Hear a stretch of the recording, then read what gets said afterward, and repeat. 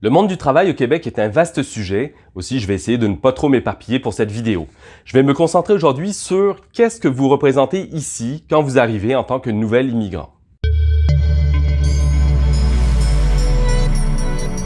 Tout d'abord, contrairement à ce qu'on pourrait vous laisser penser lors des entretiens, et particulièrement lorsqu'on vous recrute à l'étranger, vous n'êtes pas le sauveur ou le héros que tout le monde attendait. Dodson! Dodson est parmi nous! Dodson est là! Tout le monde s'en fout. Personne ne vous attend, à part peut-être votre patron ou les ressources humaines qui, eux, cherchent désespérément de la main-d'œuvre en ce moment et qui sont prêts à tout pour rentrer du sang neuf. Alors oui, évidemment, vous allez apporter quelque chose à l'entreprise, c'est sûr et certain. Mais pensez-y, la compagnie dans laquelle vous allez travailler fonctionnait avant que vous arriviez et elle fonctionnera encore après votre départ, normalement. Maintenant, je m'adresse aux Français. Les Français ne sont pas exotiques pour les Québécois. Le contraire est vrai, par exemple. Donc, la réalité, c'est que les Français, il y en a beaucoup au Québec.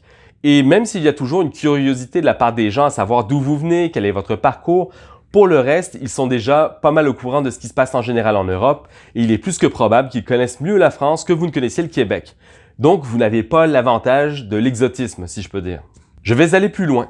Les nouveaux arrivants, en réalité, sont au début, je tiens à préciser, un fardeau supplémentaire car ils n'ont que peu d'informations sur le pays, la langue ou les habitudes. Et ceci est tout à fait normal, ils viennent juste d'arriver. Dans mon cas, je suis arrivé au Québec comme électromécanicien.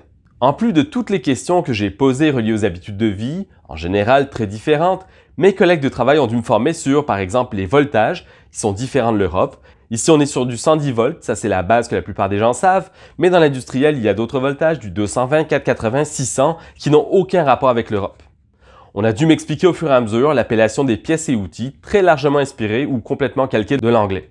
Un tournevis ou une clé, ça va, mais quand vous parlez de ratchet, de tape à mesurer, pry bar, bearing, allen key, vernier et j'en passe, vous comprendrez qu'il y a un sacré bout de chemin à faire avant de maîtriser la langue technique et comprendre ou vous faire comprendre.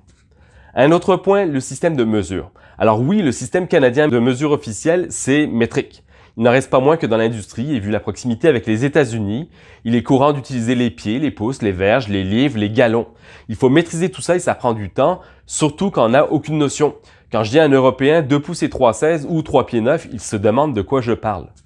Tout ça pour dire que même si vous arrivez avec des connaissances particulières dans votre domaine, il y a quand même une certaine mise à niveau à faire et cette mise à niveau nécessite un investissement de la part de votre employeur et de vous aussi parce qu'il faut intégrer ces termes et cette culture de travail différente. Alors j'ai donné des exemples ici directement reliés au domaine dans lequel j'évolue, mais le même genre de mise à niveau va être nécessaire pour quelqu'un qui travaille en comptabilité, en finance, dans l'industrie alimentaire ou même dans la vente. Ces mises à jour sont nécessaires quel que soit le domaine dont on parle. C'est pour ça que je vous dis que vous n'êtes pas le sauveur. Il faut investir en vous avant que vous puissiez montrer votre potentiel.